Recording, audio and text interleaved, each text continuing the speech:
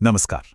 आज के इस खास विश्लेषण में हम सीधे हिमालय की उन जमा देने वाली गहराइयों में चलेंगे जहां कुछ ऐसा छिपा है जो पुरानी मान्यताओं, मॉडर्न साइंस और इंसानी हिम्मत तीनों को एक साथ चुनौती देता है। ये कोई आम सफर नहीं है, बल्कि एक ऐसा रहस्य है जो तर्कों को भी सोचने पर मजबूर कर देता है। तो चलिए बिना किसी देरी के शुरू करते हैं। सबसे पहला और बड़ा सवाल तो यही है कि आखिर वो कौन सी ताकत है जो हर साल लाखों लोगों को यहां खींच लाती है। जरा सोचिए, समुद्र तल से करीब 13,600 फीट की ऊंचाई, एक ऐसी गुफा जो साल के 10 महीने तो इंसानों की पहुंच से बिल्कुल बाहर रहती है। हड्डी कंपा देने वाली ठंड और ऑक्सीजन की भारी कमी। फिर भी जब ये जगह खुलती है तो लोगों का हुजूम उमड़ पड़ता है। आखिर इस गुफा में ऐसा क्या है जो विज्ञान के हर नियम को पीछे छोड़ देता है?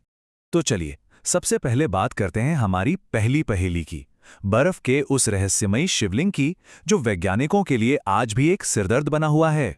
इस पूरे रहस्य के केंद्र में है स्वयंभू हिमानी शिवलिंग, जिसे भगवान शिव का प्राकृतिक स्वरूप माना जाता है। ध्यान देने वाली बात यह है कि इसे किसी इंसान ने नहीं तराशा है, ये बिल्कुल अपने आप बनता है। अब बचपन में हम सबने साइंस में पढ़ा है कि पानी को बर्फ बनने के लिए 0 डिग्री सेल्सियस या उससे कम तापमान चाहिए होता है ना। ये तो भौतिक विज्ञान का एक ऐसा बेसिक रूल है जो पूरी दुनिया में लागू होता है, लेकिन इस गुफा में आते ही ये नियम जैसे काम करना ही बंद कर देता है। और यही सबसे बड़ा विरोधाभास है। पहली बात, गुफा की छत से जो पानी टपकता है वो तब भी जमकर बर्फ का शिवलिंग बन जाता है जब आसपास का तापमान 0 से ऊपर होता है ना अजीब? दूसरी हैरानी की बात यह है कि ये शिवलिंग एकदम ठोस बर्फ का होता है जो हफ्तों तक टिका रहता है, जबकि उसी गुफा के अंदर जो बाकी बर्फ होती है वो इतनी नरम होती है कि हाथ लगाते ही पिघल जाए। और तीसरी सबसे हैरान करने वाली बात, इसका आकार चांद के कलाओं के साथ घटता बढ़ता है। पूर्णिमा के दिन यह अपने फुल साइज यानी करीब 18 फीट तक पहुंच जाता है। दुनिया भर के वैज्ञानिक गुफाओं में बनने वाले स्टैलेग्माइट्स के अपने सारे लॉजिक यहां लगा चुके हैं, लेकिन ये प्राकृतिक संरचना उन्हें हर बार पूरी तरह चकरा देती है। अब साइंस से थोड़ा आगे बढ़ते हैं और चलते हैं अमर कथा यानी पौराणिक कथाओं के उस रोमांचक रास्ते पर। इस गुफा के इर्द गिर्द जो कहानी बुनी गई है वो वाकई दिलचस्प है। मान्यता है कि यही वो जगह है जहां भगवान शिव ने माता पार्वती को अमर कथा यानी अमर होने का रहस्य बताया था। अब शिवजी ये बिल्कुल नहीं चाहते थे कि कोई और इस रहस्य को सुन ले, तो उन्होंने क्या किया? उन्होंने एक ऐसा रास्ता चुना जो आज के एक्चुअल मैप से बिल्कुल मैच करता है। पहलगांव में उन्होंने अपने वाहन नंदी को छोड़ दिया। आगे चंदनवाड़ी में उन्होंने अपनी जटाओं से चंद्रमा को निकालकर रख दिया। फिर आई शेषनाग झील, जहां उन्होंने अपने गले के सांपों को छोड़ दिया। महागणेश पर्वत पर उन्होंने अपने पुत्र गणेश को रुकने को कहा, और आखिर में पंचतरणी पहुंचकर उन्होंने जीवन के 5 तत्व वायु, जल, अग्नि, पृथ्वी और आकाश को भी त्याग दिया। मतलब आज का जो ट्रैकिंग रूट है वो सिर्फ एक रास्ता नहीं है, बल्कि उस हजारों साल पुरानी कहानी का एक जीता जागता नक्शा है। लेकिन कमाल की बात देखिए, इतनी भयंकर सावधानी के बाद भी ये अमर कथा कुछ बिन बुलाए मेहमानों ने सुन ली। कथाओं के मुताबिक एक तोते ने यह कहानी सुन ली और शिवजी के गुस्से से बचने के लिए वो वेद व्यास जी की पत्नी के गर्भ में पूरे 12 साल तक छिपा रहा।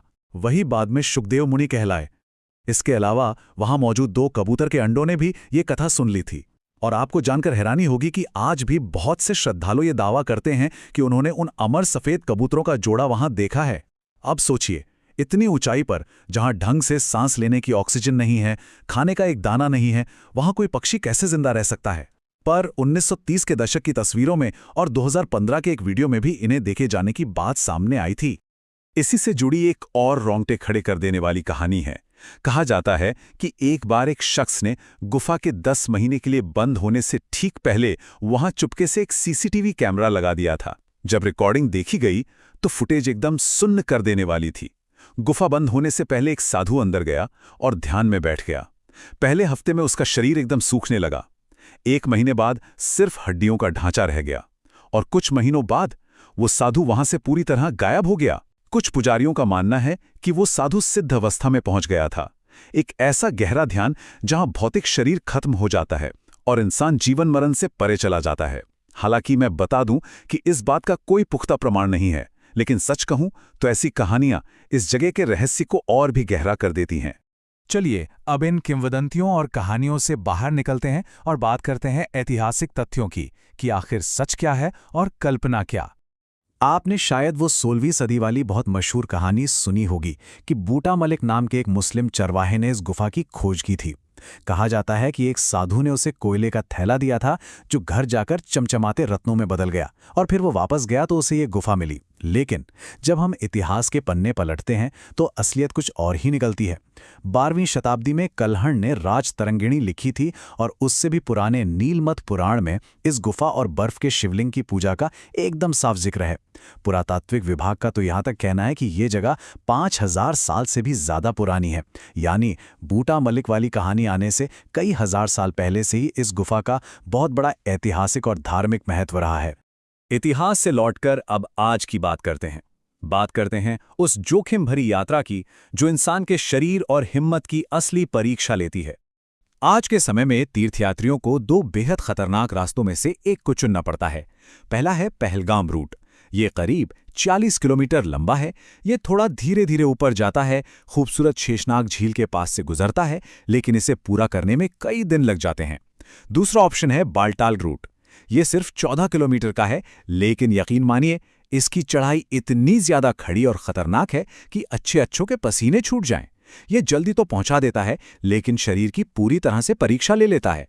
अब रास्ता चाहे जो भी हो, दोनों में ही आपको शून्य से नीचे का तापमान, चीरती हुई बर्फीली हवाएं और ऑक्सीजन की भयंकर कमी का सामना करना पड़ता है।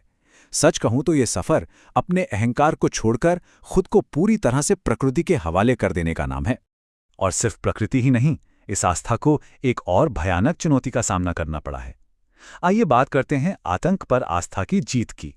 पिछले 30 सालों में इस तीर्थयात्रा ने बहुत ही दर्दनाक दौर देखे हैं। प्राकृतिक खतरों से भी बड़ा एक भू-राजनीतिक खतरा यहां मंडराता रहा है। 1993 में इस यात्रा पर पहला बड़ा आतंकी हमला हुआ था। फिर अगस्त 2000 की वो खौफनाक रात आई जब एक ही झटके में 32 मासूम तीर्थयात्रियों की जान ले ली गई। 2017 में भी लौट रहे श्रद्धालुओं की एक बस पर घात लगाकर हमला किया गया, जिसमें 8 लोगों ने अपनी जान गंवाई। यही वो कड़वा सच है जिसकी वजह से आज इस पूरी यात्रा को एक बहुत बड़े सुरक्षा अभियान की तरह कवर किया जाता है। सेना, सीआरपीएफ, डॉग स्क्वाड और आसमान से नजर रखते ड्रोन्स आज इस यात्रा की सुरक्षा के लिए एक विशाल और अभेद्य तंत्र लगाना पड़ता है।